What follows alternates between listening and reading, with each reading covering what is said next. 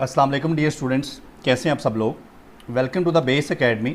बच्चों, मैं हूं आपका फ़िज़िक्स इंस्ट्रक्टर अदील अख्तर और आज हम डिस्कस करने जा रहे हैं सेकेंड ईयर फ़िज़िक्स का हमारा जो लास्ट चैप्टर है, चैप्टर 21 न्यूक्लियर फ़िज़िक्स, उसके एक्सरसाइज वाले short questions answers.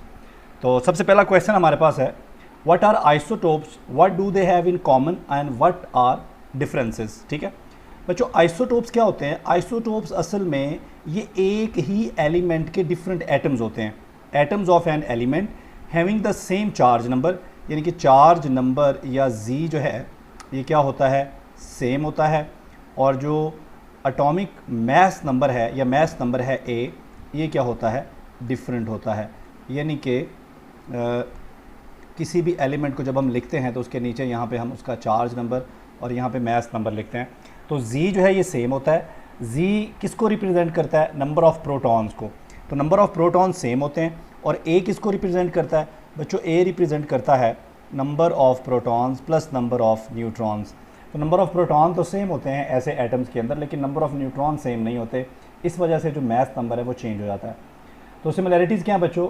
Same number of protons होते हैं, सेम इलेक्ट्रॉनिक कन्फिग्रेशन होती है इनकी, और केमिकल प्रॉपर्टीज़ भी इनकी सेम होती हैं। और डिफरेंस क्या है? Number of neutron in atoms में डिफरेंट होते हैं और इनके न्यूक्लियस डिफरेंट होते हैं, क्योंकि इनका मास नंबर डिफरेंट होता है। न्यूक्लियस के अंदर different number of proton and neutron होते हैं। या दूसरे लफ्ज़ों में आप कह सकते हैं कि different number of nuclei. Nuclei हम बोलते हैं प्रोटॉन और न्यूट्रॉन को एज अ होल। उसके बाद डिफरेंट फिजिकल प्रॉपर्टीज़, इनकी फिजिकल प्रॉपर्टीज़ जो हैं आइसोटोप्स की एक दूसरे से डिफरेंट होती हैं, हालांकि ये एक ही एटम से बिलोंग करते हैं। मिसाल के तौर पर अगर हम हाइड्रोजन की बात करें तो हाइड्रोजन में हमारे पास 3 आइसोटोप्स हैं। पहला है प्रोटियम। इसमें आप देख रहे हैं चार्ज नंबर तो सब में सेम होगा, ये जी तो सब में सेम होगा, लेकिन मास नंबर सब में डिफरेंट होगा। तो प्रोटियम जो है उसके न्यूक्लियस में एक ही प्रोटॉन है, तो लिहाजा इसका जो मास नंबर है वो 1 ही होगा। जो ड्यूट्रियम है ये भी हाइड्रोजन ही है, इसके न्यूक्लियस में आप देख रहे हैं एक प्रोटॉन के साथ एक न्यूट्रॉन भी है, तो इसका जो मास नंबर है वो 2 हो गया।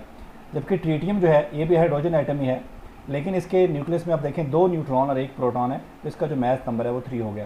तो इस तरह आप देख रहे हैं कि हैं ये तीनों हाइड्रोजन ही, लेकिन एक ही हाइड्रोजन के 3 डिफरेंट एटम्स हैं जिनके चार्ज नंबर तो सेम है लेकिन मास नंबर डिफरेंट है। इन्हें कहते हैं बच्चों हम आइसोटोप्स। क्वेश्चन नंबर 2 हमारे पास आ गया जी, why are heavy nuclei unstable. बच्चों, हैवी न्यूक्लियाई जो हैं, हैवी एलिमेंट्स जो होते हैं वो अनस्टेबल क्यों होते हैं? तो इसका आंसर इस ग्राफ के अंदर है, जिसको हम कहते हैं बाइंडिंग एनर्जी पर न्यूक्लियन। ठीक है, इसमें वाई एक्सिस पे हमने लिया है बाइंडिंग एनर्जी पर न्यूक्लियन और एक्स एक्सिस पे लिया है मास नंबर। अब देखें, आयरन जो है ये सबसे स्टेबल है, क्योंकि इसकी जो बाइंडिंग एनर्जी पर न्यूक्लियन है ये सबसे ज़्यादा है। ठीक है, अब तकरीबन 50 से लेकर 60 तक, यानी कि इस रेंज में आप देखें, इस रेंज में जो भी एलिमेंट्स हैं उनकी बाइंडिंग एनर्जी पर न्यूक्लियन बाकी सबसे ज़्यादा है, ये सबसे ज़्यादा स्टेबल है। लेकिन जो ही हमारा मास नंबर बढ़ता है, आप देखें ये ग्राफ नीचे को जाना शुरू हो गया। इसका मतलब क्या है? इसका मतलब है कि बाइंडिंग एनर्जी पर न्यूक्लियन वो हैवी एलिमेंट्स के लिए कम होती है, जिसकी वजह से ये अनस्टेबल होते हैं, और अनस्टेबल होने की वजह से ये न्यूक्लियर फिशन के लिए ज़्यादा सूटेबल हैं। तो ये रीज़न है जी इनके अनस्टेबल होने की। क्वेश्चन 3 है जी, if a nucleus has a half life of 1 year. उसकी जो हाफ लाइफ है, हाफ लाइफ जो है वो 1 ईयर है। ठीक है, does this means that it will be completely decay after 2। तो क्या इस बात का ये मतलब हुआ कि 2 सालों बाद, यानी कि हाफ लाइफ उसकी 1 साल है ना, तो इसका मतलब है कि 1 साल में वो आधा ख़त्म हो जाएगा और अगले साल में वो फिर आधा ख़त्म हो जाएगा, तो 1 साल में वो मुकम्मल ख़त्म हो गया? नहीं, ऐसा नहीं है। नंबर ऑफ़ अनडिकेड एटम्स जो हैं, यानी कि हाफ लाइफ गुजरने के बाद जो बाकी एटम्स हमारे पास बचते हैं, उसको निकालने का जो फार्मूला है हमारे पास वो है n0/2n। n जो है ये नंबर ऑफ़ हाफ लाइफ्स हैं। अब यहाँ पर उसकी हाफ लाइफ 1 ईयर है, तो हम उन्होंने पूछा 2 साल बाद, यानी कि 2 हाफ लाइफ गुजर गई होंगी, तो 2 कितनी हो जाएगी? 2। ये बन जाएगा n0/4। इसका मतलब है कि जो बाकी एटम बच जाएंगे उसकी 2 हाफ लाइफ्स के बाद, वो कितने बच जाएंगे जी? ठीक है जी, n0/4। इसको हम इस तरह से भी निकाल सकते हैं। देखिए, हमारे पास ओरिजिनली थे n0, ठीक है जी, उसमें से माइनस कर दें n0/4, तो बाकी हमारे पास क्या बच गए? 3n0/4। ठीक है, इसका मतलब ये हुआ, अब ये 3/4, इसको आप यूँ भी लिख सकते हैं ना, 3/4 n0। और ये 3/4 का मतलब क्या है 75%, ठीक है। इसका मतलब ये हुआ कि टोटल 75% जो है 2 सालों में डिके हो चुका होगा और 25% जो है उसके एटम जो है वो बाकी बच जाएंगे, ठीक है। तो इसका मतलब है कि वो कम्प्लीटली डिके नहीं होता। कोई भी एलिमेंट है उसको कम्प्लीटली डिके होने के लिए उसे इन्फिनिट टाइम लगता है, ठीक है। हाफ लाइफ की बुनियाद पर आप ये नहीं कह सकते कि वो कितने सालों में या कितने देर के बाद वो मुकम्मल तौर पर डिके हो जाएगा, क्योंकि डिकेइंग का जो प्रोसेस है ये स्पॉन्टेनियस होता है, इसको हम कंट्रोल नहीं कर सकते। नेक्स्ट हमारे पास क्वेश्चन है जी, question number 4, what fraction of radioactive sample decays after 2 half life have elapse, यानी कि 2 हाफ लाइफ गुजरने के बाद कितनी जो फ्रैक्शन यानी कितना हिस्सा जो है एक रेडियो एक्टिव सैंपल का वो डिके होता है, ठीक है। तो बच्चों इसका फार्मूला हमने कहा कि जो नंबर ऑफ़ एटम्स हैं जो बाकी बच जाते हैं, जो अनडिकेड एटम्स हैं, अनडिकेड एटम जो है हमारे पास, इसका फार्मूला हमारे पास क्या है जी, n02/2n। इसमें ये जो n है ये नंबर ऑफ़ हाफ लाइफ्स हैं। अब यहाँ पे 2 हाफ लाइफ की बात हो रही है, तो n0/4 जो हैं, तो ये जो है हमारे बाकी बच गए हैं ये अनडिकेड एटम्स हैं, यानी कि इतने एटम्स जो हैं हमारे ये बाकी बच गए हैं, ठीक है। तो डिके फिर कितने हुए हैं, ये तो अनडिके वाले हैं ना, ठीक है जी। तो अब हम निकाल लेते हैं डिके वाले। तो ये जो टोटल है हमारा वो n0 था शुरू में स्टार्ट में, इसमें से जो अनडिकेड हैं जो भी डिके नहीं हुए वो n0/4 है, तो बाकी बच गए 3/4 n0, ठीक है। तो ये वो एटम्स हैं जो डिके हो चुके हैं, ठीक है। जिन्होंने अभी डिके होना है, जो हमारे पास बाकी बच गए हैं, जो अनडिके हुए हैं वो ये हैं, और जो डिके हो चुके हैं वो कितने हैं, वो है 3/4 n0। इसका मतलब है कि 75% जो है वो डिके हो चुके हैं और 25% जो है वो अभी रहते हैं।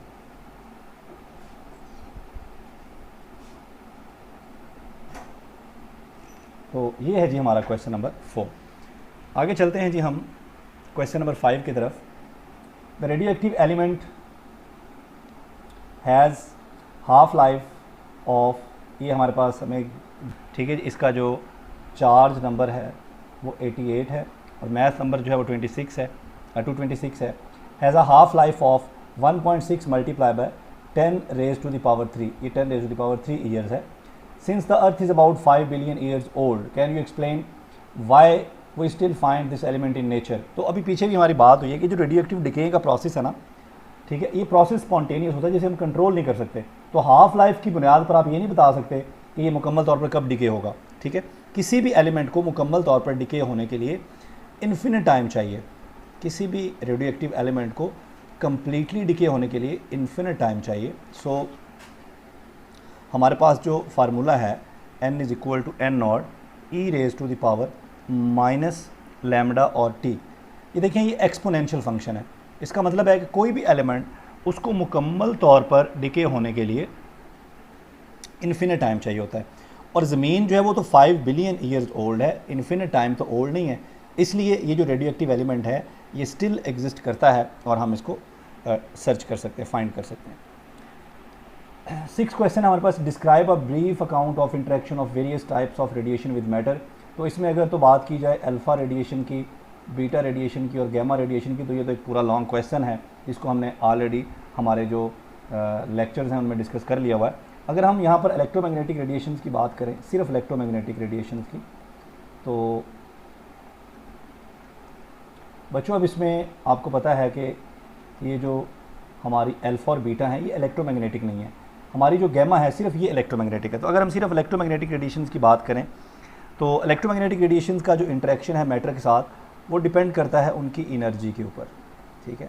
तो it depends upon energies of particle, ठीक है। अब हमारे पास डिफरेंट सिनेरियोज़ हैं, ठीक है।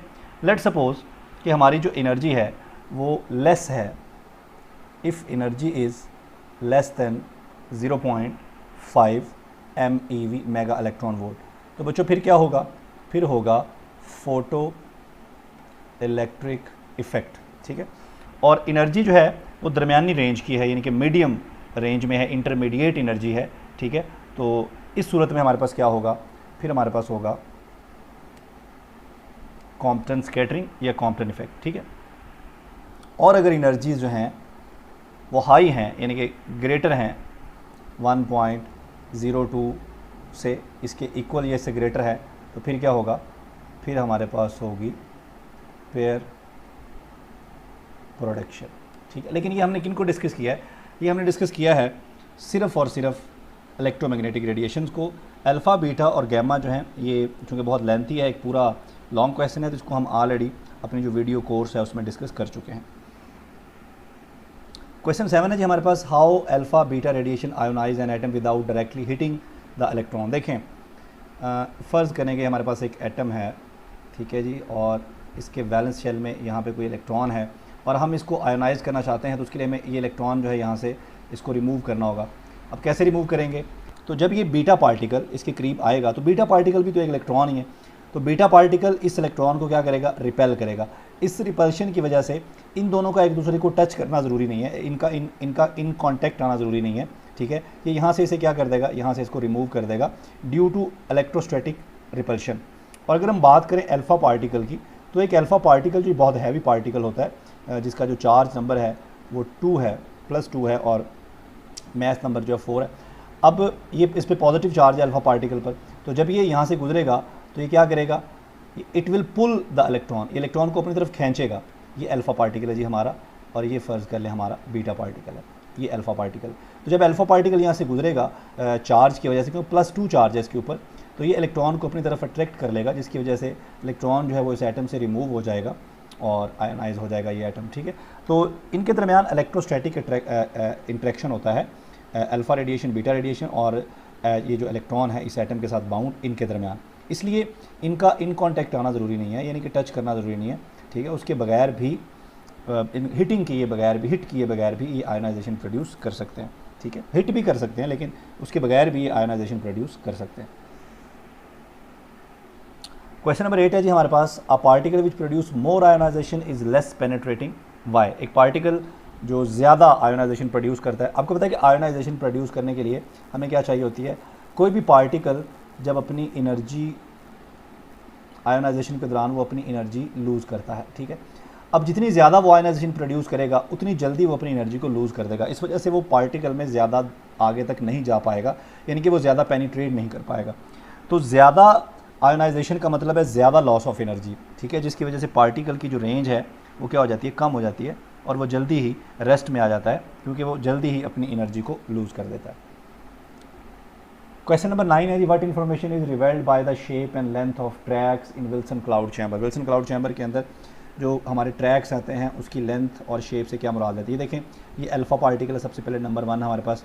आप देख रहे हैं कि ट्रैक्स बिल्कुल थिक और स्ट्रेट ट्रैक्स हैं, इसका मतलब है कोई ज़्यादा डिफ्लेक्शन का सामना इन्हें नहीं करना पड़ता, ठीक है। अल्फ़ा पार्टिकल जो हैं ये फेस लेस डिफ्लेक्शंस, इसकी वजह से इनके जो ट्रैक्स हैं आप देख रहे हैं ये स्ट्रेट हैं और कॉन्टीन्यूअस हैं, ठीक है। इसका मतलब है कि ये बहुत ज़्यादा आयोनाइजेशन भी प्रोड्यूस करते हैं। अगर आप बीटा पार्टिकल्स को देखें तो देखिए इनके ट्रैक्स जो हैं, एक तो ये स्ट्रेट नहीं है, इसका मतलब है कि बहुत सारी डिफ्लेक्शंस का सामना करना पड़ता है बीटा पार्टिकल्स को, क्योंकि बीटा पार्टिकल जो हैं ये इलेक्ट्रॉन है, इलेक्ट्रॉन बहुत लाइटर पार्टिकल होता है as compare to alpha particle, so इन्हें बहुत ज़्यादा डिफ्लेक्शन फेस करना पड़ती हैं बीटा पार्टिकल्स को, और इनकी जो आयोनाइजेशन है वो भी अल्फ़ा पार्टिकल के मुकाबले में कम है। तो आप देख रहे हैं इनके जो ट्रैक्स हैं वो डिसकॉन्टीन्यूअस भी हैं और थिन ट्रैक्स हैं, इतने थिक ट्रैक्स नहीं है और स्ट्रेट भी नहीं है। उसके बाद अगर गैमा पार्टिकल की हम बात करें, देखिए गैमा रेज या गैमा पार्टिकल जो हैं इनके ट्रैक्स जो है वो तकरीबन कोई ख़ास शक्ल नहीं बन रही, इनकी ना होने के बराबर इनके ट्रैक्स हैं। इसका मतलब है कि ये जो है बहुत ही कम आयोनाइजेशन प्रोड्यूस करते हैं मटेरियल के अंदर, ठीक है। ये था जी हमारा क्वेश्चन नंबर 9 और आगे चलते हैं जी क्वेश्चन नंबर 10 के अंदर। Why must a GM tube for detecting alpha particles have very thin window. यानी कि हमारी जो GM ट्यूब है, आपने देखा कि GM ट्यूब में हमारे पास एक एंड पे एक विंडो होती है, ठीक है जी, जहाँ से पार्टिकल जो हैं अल्फ़ा बीटा या गैमा पार्टिकल्स एंटर होते हैं हमारी ट्यूब के अंदर, ठीक है। बच्चों, जो अल्फ़ा पार्टिकल है ये बहुत हैवी होता है और बहुत ज़्यादा आयोनाइजेशन प्रोड्यूस करता है, ठीक है। इस वजह से इसकी पेनिट्रेटिंग पावर कम होती है। हम विंडो थिन इसलिए बनाते हैं ये, ताकि ये आसानी से हमारे ट्यूब के अंदर, हमारे काउंटर के अंदर एंटर हो सके। जो गैमा पार्टिकल्स हैं गैमा पार्टिकल जो है आपको पता है ये जो हैं they are photons, energy packets, ठीक है। इनकी जो पेनिट्रेटिंग पावर होती है गैमा पार्टिकल्स की वो बहुत ज़्यादा होती है, इनकी पेनिट्रेटिंग पावर बहुत ज़्यादा होती है एज़ कम्पेयर टू अल्फ़ा या बीटा, ठीक है। इसी वजह से इनके लिए हम कोई विंडो ना भी रखें तो उसके बगैर भी काम चल जाएगा।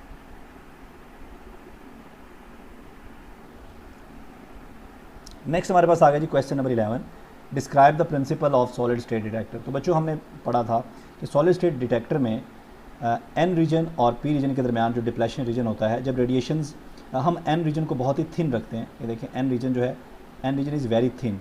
ये इतना थिन इसलिए रखा जाता है ताकि पार्टिकल जब यहाँ से गुजरें डिटेक्टर से तो उन्होंने जाकर डिप्लेशन रीजन में यहाँ पे जाके उन्होंने पेयर क्रिएट करना होता है, इलेक्ट्रॉन होल पेयर,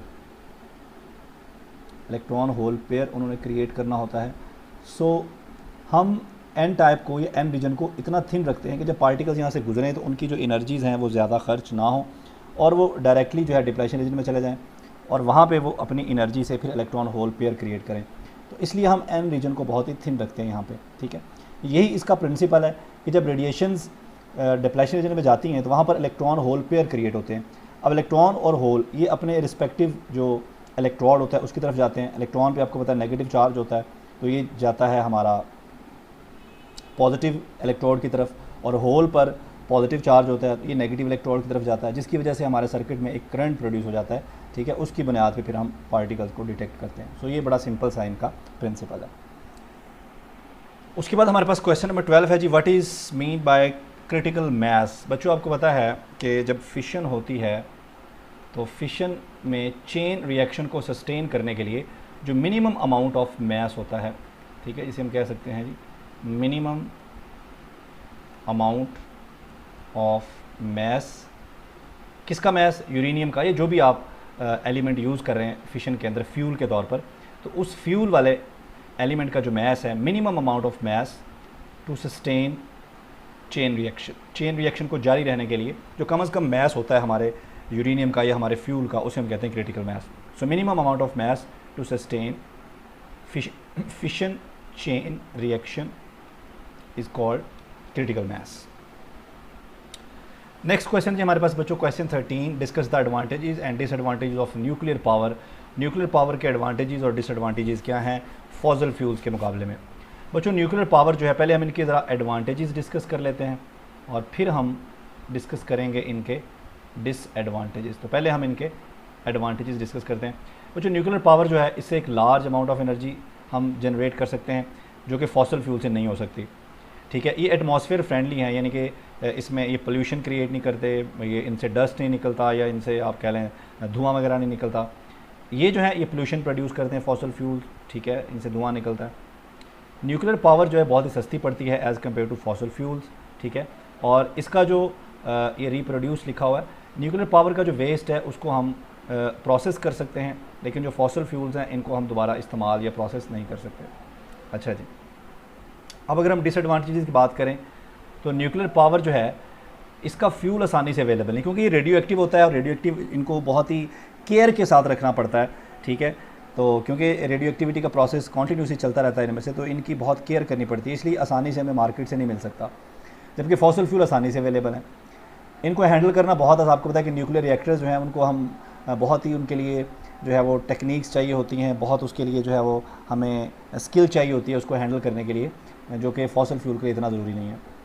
इसका जो वेस्ट होता है फॉसिल फ्यूल, इसका न्यूक्लियर वेस्ट, हमारे जो न्यूक्लियर हमारे फ्यूल्स हैं इनका जो वेस्ट होता है ये बहुत ही डेंजरस होता है, क्योंकि रेडियो एक्टिव होता है, ठीक है। इस्तेमाल करने के बाद भी उसमें से रेडिएशंस का इखराज जो है वो चलता रहता है, ठीक है। इसलिए हमें इनको बहुत ही केयर के साथ लिड के ब्लॉक बनाकर समंदर की तह में ले जाना पड़ता है, या इसके अलावा हम इनको साल्ट माइन के अंदर दफन कराते हैं ताकि इनकी रेडिएशन से हमारी जो एटमॉस्फेयर है वो डिस्टर्ब ना हो।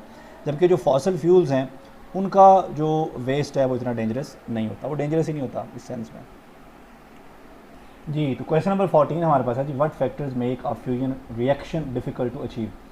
बच्चों आपको पता है कि फ्यूजन रिएक्शन में हम दो लाइटर न्यूक्लियाई को आपस में फ्यूज़ करते हैं, ठीक है। तो आपको पता है कि न्यूक्लियाई जो है इस पर न्यूक्लियस जो है इस पर पॉजिटिव चार्ज होता है, तो जब दो न्यूक्लियाई आप पास लाने की कोशिश करेंगे इनके दरमियान इलेक्ट्रोस्टैटिक रिपल्शन है, एक दूसरे को रिपेल करेंगे।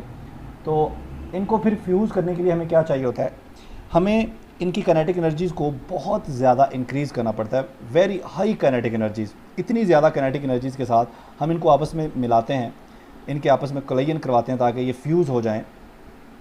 तो इतनी ह्यूज काइनेटिक एनर्जीज प्रोड्यूस करने के लिए हमें जो टेम्परेचर चाहिए होता है वो मिलियंस ऑफ सेंटीग्रेड होता है, ठीक है। अब इतना हाई टेम्परेचर जो है वो आसानी से अचीव नहीं किया जा सकता, इसलिए इसको फ्यूजन रिएक्शन को अचीव करना थोड़ा मुश्किल है। क्वेश्चन 15 में जी, discuss the advantages and disadvantages of fission power from the point of safety, pollution and resources. तो ये पीछे जो हमने क्वेश्चन डिस्कस किया है 14, ये सेम वही 13 जो क्वेश्चन में डिस्कस किया है ये वही सेम क्वेश्चन है, तो वहीं से भी आप इसको देख सकते हैं। हम चलते हैं जी क्वेश्चन नंबर 16 की तरफ। What do you understand by background radiations. बच्चों बैकग्राउंड रेडिएशंस क्या होती हैं, हमारे इर्द गिर्द हर वक्त जो रेडिएशन मौजूद होती हैं इन्हें हम कहते हैं बैकग्राउंड रेडिएशंस। तो radiations around us, radiations around us are called background radiations. State two sources of this radiation. बच्चों इनके दो सोर्सेज हमने लिखने हैं। एक तो इसका सोर्स है जी कॉस्मिक रेज, सन से जो आ रही होती हैं कॉस्मिक रेज, ठीक है। इसके अलावा हमारे अर्थ क्रस्ट में जो रेडियो एक्टिव एलिमेंट्स पड़े होते हैं, radio active element in earth crust, ठीक है, वो भी रेडिएशन खारिज करते रहते हैं हर वक्त, ठीक है। इसके अलावा हमारी बॉडी के अंदर रेडियो एक्टिव पोटाशियम और कार्बन होते हैं, ठीक है जी। हमारी बॉडी के अंदर radio active potassium and carbon होते हैं जो बिल्कुल ऐसे बिहेव करते हैं जैसे नॉर्मल आइसोटोप बिहेव करता है, ठीक है जी। तो ये सारे सोर्सेज हैं हमारे बैकग्राउंड रेडिएशन के। क्वेश्चन नंबर 17 है, अगर आप गलती से एक अल्फ़ा सोर्स और बीटा सोर्स खा जाते हैं तो आपके लिए ज़्यादा डेंजरस कौन होगा। ऑब्वियसली अल्फ़ा ज़्यादा डेंजरस होगा बिकॉज इसकी जो आयनाइजेशन पावर है वो बहुत ज़्यादा है बीटा के मुकाबले में, तो ये ज़्यादा आयनाइजेशन क्रिएट करेगा आपकी बॉडी में, कैंसर प्रोड्यूस कर देगा, ठीक है जी। ज़्यादा ख़तरनाक होगा अल्फ़ा सोर्स। क्वेश्चन नंबर 18 हमारे पास है, which radiation A will deposit more energy to your body. कौन सी रेडिएशन ज़्यादा एनर्जी डिपॉजिट करेगी, 10 मिलीग्रे आपके हाथों के ऊपर या 1 मिलीग्रे आपके पूरे जिस्म के ऊपर। तो हमने पढ़ा कि जो एब्जॉर्ब डोज होती है ये बराबर होती है एनर्जी पर यूनिट मास, और यहाँ से अगर हम एनर्जी निकालें तो ये आएगा डोज मल्टीप्लाई बाय मास, ठीक है। अब देखें हमारा जो पूरी बॉडी का मास है वो हमारे हाथ के मुकाबले में तो बहुत ज़्यादा है, ठीक है।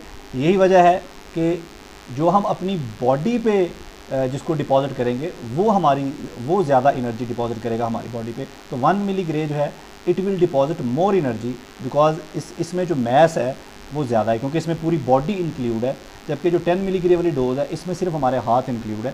सो जो सेकंड केस है यानी कि 1 मिलीग्रे ये ज़्यादा एनर्जी डिपॉजिट करेगा आपकी पूरी बॉडी के ऊपर, ठीक है जी।